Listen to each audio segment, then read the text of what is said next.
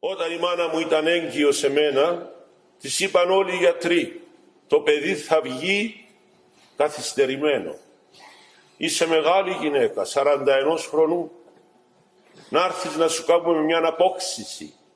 Μάνα μου δεν ήξερε τι είναι η απόξυση. Τους λέει, τι είναι απόξυση? Θα βγάλουμε το παιδάκι για να ζήσεις εσύ. Α, όχι, τους λέει, τέτοια δεν κάνουμε στο σπίτι μας. Να ζήσει το παιδί μου με τη βοήθεια του Θεού. Και τους είπε ο γιατρός, της είπε, το παιδί μπορεί να ζήσει, εσύ θα πεθάνεις οπωσδήποτε.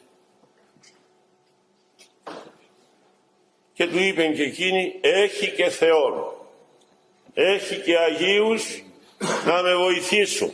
Δεν έχει μόνο ιατρική. Ο γιατρός για να την πείσει τι της λέει? Και να ζήσει το μωρό, είτε άρρωστο θα βγει, είτε νάνος θα βγει. Είδατε πόσο νάνος ευγήκα. Έτσι.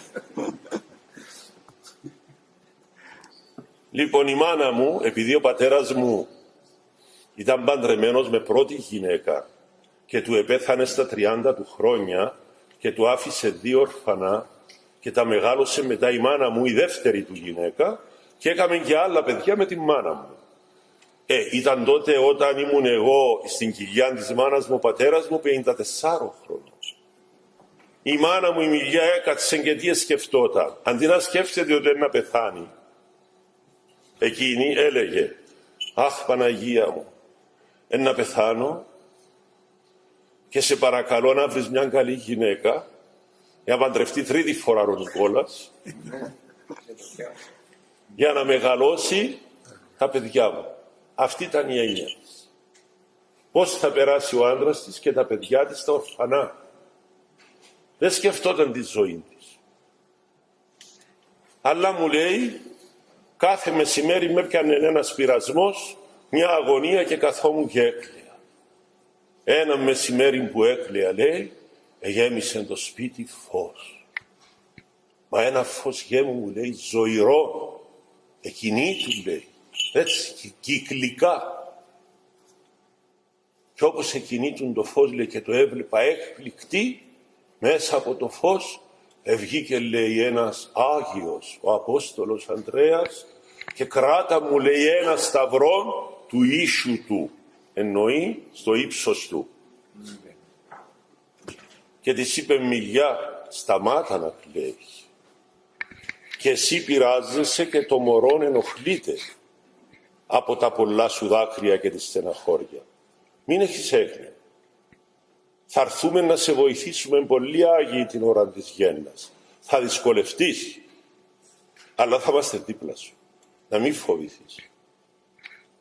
Και θα είσαι καλά και εσύ και το παιδί. Και με ευλόγησε. Και πράγματι δυσκολεύτηκε στη γέννα, αλλά γεννηθήκαμε, όπως βλέπετε, καθόλου νάνοι. Αυτήν λοιπόν την ευχαριστία την είχα μέσα μου χρόνια και έλεγα, Απόστολε Ανδρέα μου, εξεκίνησε η ζωή μου όταν ήμουν μέσα στην κοιλιά της μάνας μου να με ευλογήσεις. Η μάνα μου σε είδε, εγώ ήμουν ανάξιος, δεν σε είδα, αλλά την ευλογία την επήραμε. Αξίωσε με ας είναι και μια φορά να έρθω να σε λειτουργήσω. Και με αξίωσε εχθές το Σαββάτο.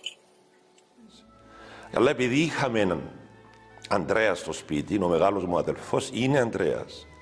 Έτσι μου δώσαν το όνομα από τη γιαγιά που λεγόταν Μυροφόρα και ήθελε και αυτή το όνομα της. Και η γιαγιά έξυπνη σου λέει να μην χάσουμε το όνομα. Μου δώσαν το όνομα Όμηρος, νομιζόμενη η γιαγιά ότι είναι το αρσενικό όνομα της Μυροφόρας. Ενώ το Μυροφόρα είναι με ύψιλο, το Όμηρος. Ακρότερα, πολύ αργότερα, όταν πήγα και γνώρισα τον Άγιον Ιάκωβο της Εύβοιας, να τον εκεί που είναι εικόνα τώρα, όρθιος, μου είπε, πώς σε λένε καλό μου παιδί?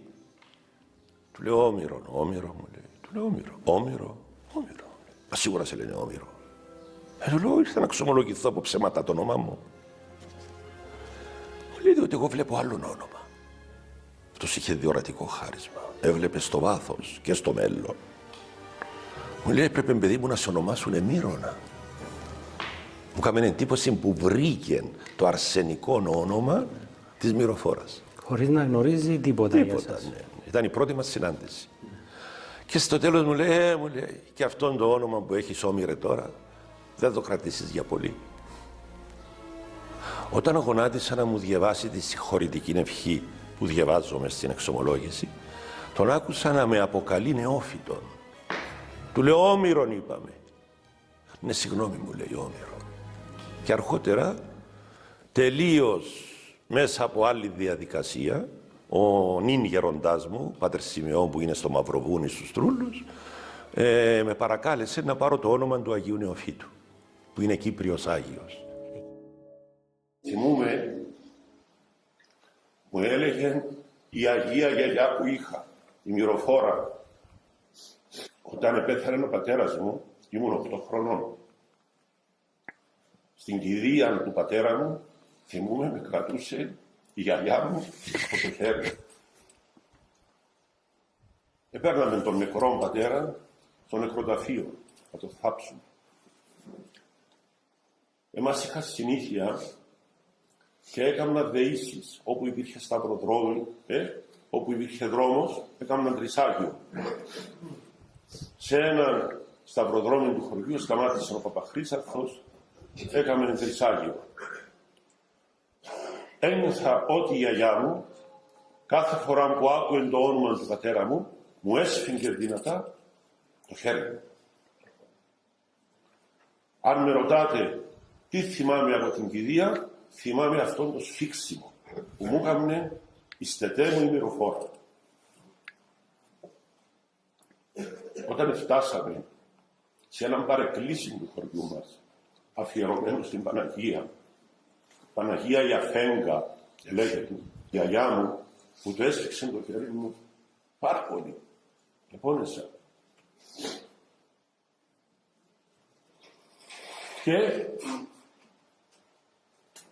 Και πήγαμε, κάναμε την κηδεία. Και πέρασαν τα χρόνια. Εγώ πήγα σπούδασα νομική, ήρθα, έγινα μοναχός, έβαλα ταράσα, άλλαξα όνομα και πήγα να τη δω τη γιαγιά μου στο γεροκομείο. Της λέω, έκαμα καλά που έβαλα ταράσα. Μου λέει, εσένα να αρέσκει σου, εσύ χαίρεσαι.